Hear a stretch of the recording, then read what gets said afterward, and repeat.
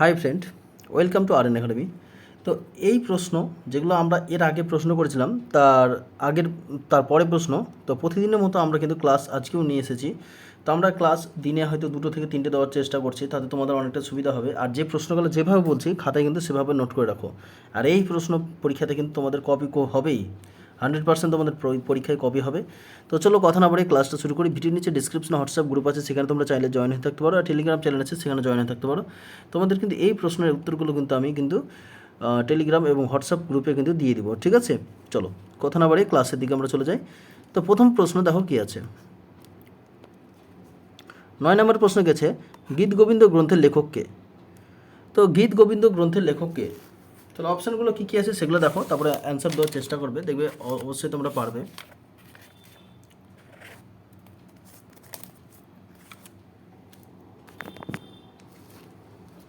গীত গোবিন্দ গ্রন্থের লেখককে তোমরা সবাই জানো। অপশান দেখো, বাণভট্ট, মহাত্মা গান্ধী, না জয়দেব, না অরবিন্দ ঘোষ, ঠিক আছে? তো এখানে তোমাদের উত্তরটা কিন্তু আমি বলবো না, তোমরা কিন্তু কমেন্টে লিখবে, ঠিক আছে? আমি একটা একটা অপশানগুলো বলে দিচ্ছি। দেখো, অরবিন্দ ঘোষ, ঠিক আছে?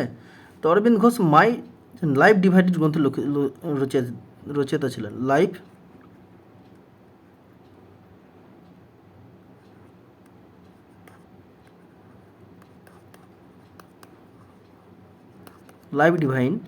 লাইভ ডিভাইন হচ্ছে অরবিন্দ ঘোষ। আর মহাত্মা গান্ধী ছিল মাই এক্সপিরিয়েন্স উইথ মাই ট্রুথ। এগুলো কিন্তু ইম্পর্টেন্ট, হ্যাঁ।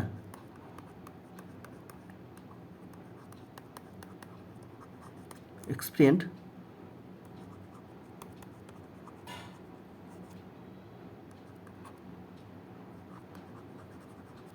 ট্রুথ। বাণভট্ট কী ছিলেন? বাণভট্ট হর্ষচরিত।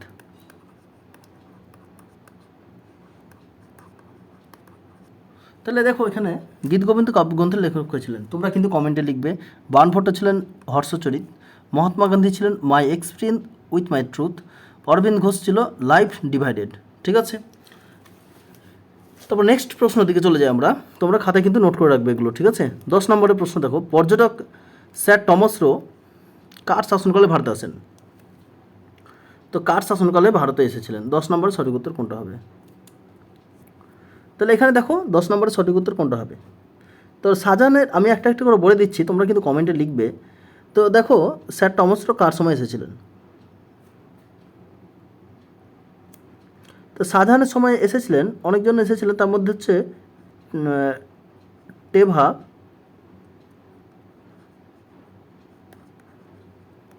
ট্রেভানিয়া, ঠিক আছে? ঔরঙ্গজেবের সময় কে এসেছিলেন?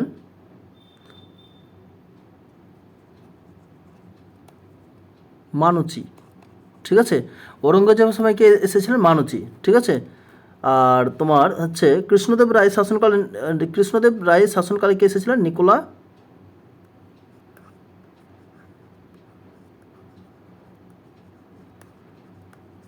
নিকোলা কন্টি। তাহলে এই স্যার টমাসেরও শাসনকালে কে এসেছিলেন? স্যার টমাসেরও কার শাসনকালে এসেছিলেন? তোমরা কিন্তু কমেন্টে লিখবে, ঠিক আছে? এইভাবে কিন্তু তোমাদের কিন্তু প্র্যাকটিস করতে হবে, তাহলে কিন্তু তোমাদের অনেক সোজা হয়ে যাবে, ঠিক আছে? চলো নেক্সট প্রশ্ন চলে যাই। একটা অঙ্ক আছে, খুব সোজা অঙ্ক, ঠিক আছে? 11 নম্বর প্রশ্ন কী আছে দেখো, দুটি সংখ্যার লসাগু ও গসাগু যথাক্রমে 44 ও 264। যদি প্রথম সংখ্যাটিকে 2 দিয়ে ভাগ করা যায়, তবে ভাগফল হবে 44। অন্য সংখ্যাটি কত? খুব ইম্পর্টেন্ট প্রশ্ন। তাহলে বলছে প্রথম সংখ্যাটি যদি 2 দিয়ে ভাগ করা যায়, তাহলে ভাগফল কত হবে? 44, তাই তো? 2 দিয়ে ভাগ করলে ভাগফল হবে 44। তাহলে আমি একটা সংখ্যাকে যদি ভাগ করি 2 দিয়ে, তাহলে 44 যদি ভাগফল হয়, তাহলে সংখ্যাটা কত? সংখ্যাটা হবে 44 গুণিত 2,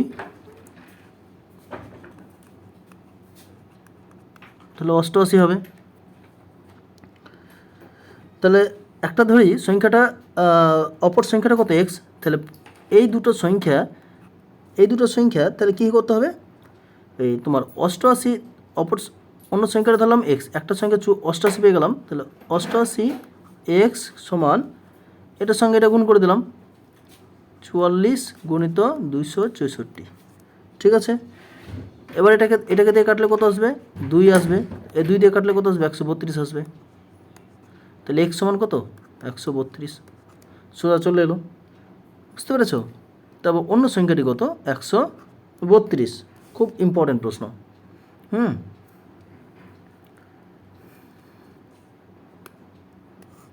তো 12 নম্বর প্রশ্ন কি বলেছে দেখো। 12 নম্বর প্রশ্ন, একটি বাস প্রথম মিনিটে 500 মিটার যায়, পরবর্তী 4 মিনিটে প্রতি মিনিটে পূর্ববর্তী মিনিটের গতিবেগ অপেক্ষায় 150 মিটার বেশি যায়। 5 মিনিটে বাসটি গড় গতিবেগ কত? খুব ইম্পর্টেন্ট প্রশ্ন। তো এই প্রশ্নগুলো কিভাবে করব আমরা, ঠিক আছে?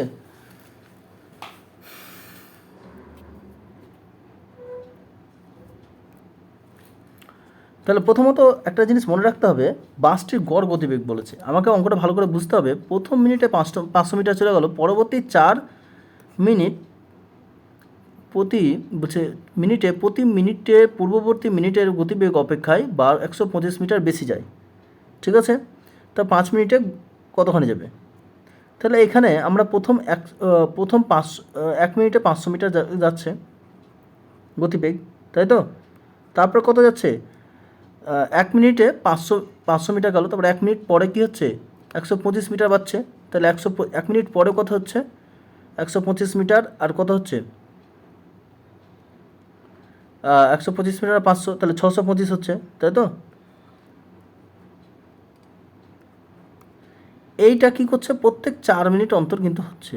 1 মিনিট এটা হয়ে গেল, তারপরে 4 মিনিট এটা কিন্তু করছে, ঠিক আছে? এটাকে টোটাল ভাগ করবো আমরা কত মিনিটে? 5 মিনিটে। তাহলে 5 দিয়ে ভাগ করব, ঠিক আছে? তাহলে 500 আর এটার সঙ্গে গুণ করতে কত আসবে? 2500। 4 25 100, হ্যাঁ 4 6 24 আর 1 25, 2500। 2500 আর 500 কত? 3000।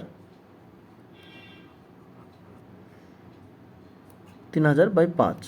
এটা কিন্তু তোমাদের বেরিয়ে গেল মিনিটে, ঠিক আছে? মিনিটে। তাহলে ঘন্টায় যদি করতে চাও, তাহলে ঘন্টায় করতে গেলে কী করতে হবে? 60/1000 দিয়ে গুণ করবে। 60/1000 দিয়ে গুণ করবে, ঠিক আছে? তো এটা যদি গুণ করা হয়, 3টে শূন্য কেটে দিলাম। এবার এটা কী করবো? 5 বারণ 60। তাহলে 5 বারণ 60 কত হবে? 3 বারণ 36 কিমি, ঠিক আছে? তো প্রশ্ন কিন্তু শর্টকাটে করার চেষ্টা করতে হবে। লেন্দি টাইপের প্রশ্ন করলে কিন্তু অনেকটা সময় লেগে যাবে। সেই হিসাবে প্রশ্নগুলো কিন্তু করতে হচ্ছে। তো আশা করি বুঝতে পেরেছ। তো চলো নেক্সট প্রশ্ন, যদি বুঝতে না পারো অবশ্যই তোমরা কমেন্টে লিখবে।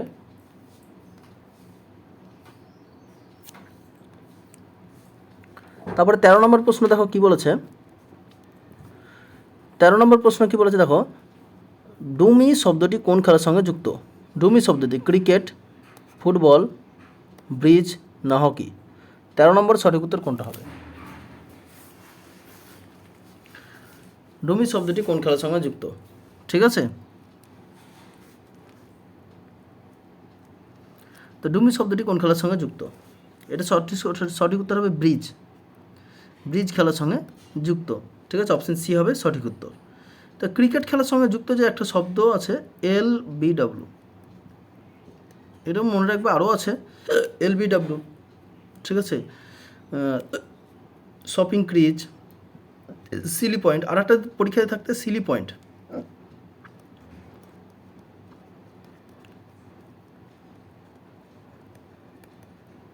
ক্রিকেট খেলার সঙ্গে যুক্ত সিলি পয়েন্ট আছে, ঠিক আছে? এগুলো কিন্তু খুব ইম্পর্টেন্টগুলো আমি বলছি। LBW, Seely point. Seely point কোন খেলার সঙ্গে যুক্ত? ক্রিকেট খেলার সঙ্গে যুক্ত, পরীক্ষাতে কিন্তু দেয়। ফুটবলে চলো, ফুটবলে হচ্ছে কর্নার, পেনাল্টি কর্নার যেটা থাকে, তারপরে যদি ইম্পর্টেন্ট বলা হয় তাহলে অফসাইড, ঠিক আছে? অফসাইড। তারপরে চলে যাও সেম সাইড,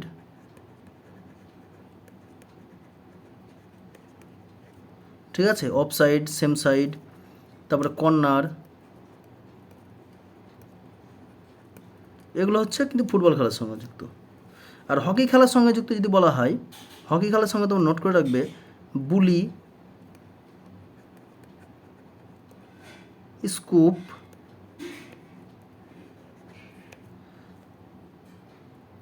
রোল ইন,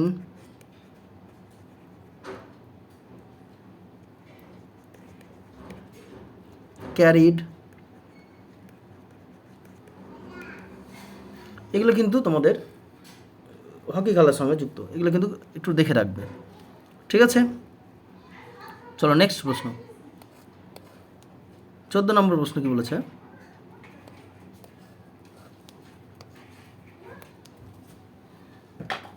তো 14 নম্বর প্রশ্ন কি আছে দেখো, কোন দেশকে ইউরোপের খেলার মাঠ বা প্লেগ্রাউন্ড অফ ইউরোপ বলা হয়?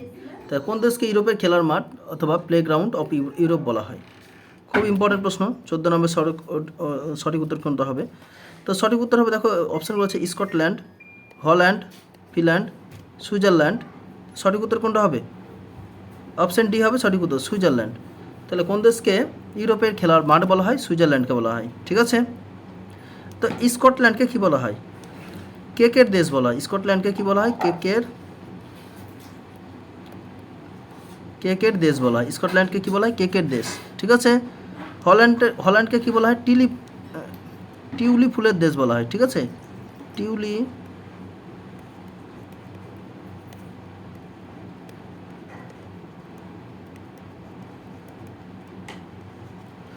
ফুলের দেশ বলা হয়।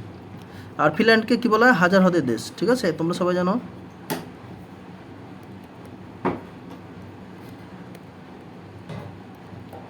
তাহলে ফিনল্যান্ডকে কি বলা হয়? হাজার হ্রদের দেশ বলা হয়।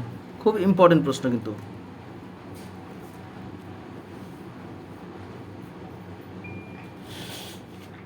তারপরে 15 নম্বর প্রশ্ন কি আছে দেখো,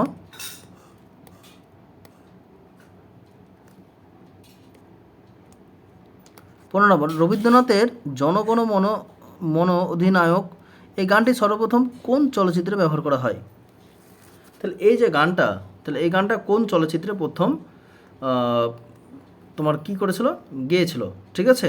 তাহলে সঠিক উত্তর কোনটা হবে? আমরা কথা না বাড়িয়ে আমরা চলে যাব অপশান ডি, হামরাহি। তাহলে হামরাহি এইখানে কিন্তু প্রথম গানটি সর্বপ্রথম চলচ্চিত্রে কিন্তু ব্যবহার করা হয়েছিল, ঠিক আছে, হামরাহি।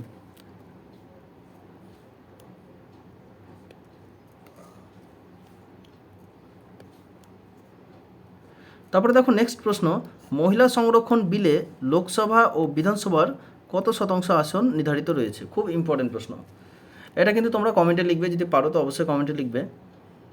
তো আমি বলে দিচ্ছি উত্তর কোনটা হবে, 33%, ঠিক আছে। তো মহিলা সংরক্ষণ বিলে লোকসভা ও বিধানসভার কত শতাংশ আসন নির্ধারিত আছে? কত পার্সেন্ট? 33%। তো আজকের প্রশ্ন এগুলোই। যদি ভালো লাগে অবশ্যই বন্ধুদের মধ্যে শেয়ার করে দিবে, আর যারা নতুন আছে অবশ্যই চ্যানেলটিকে সাবস্ক্রাইব করে দিবে। তো ধন্যবাদ।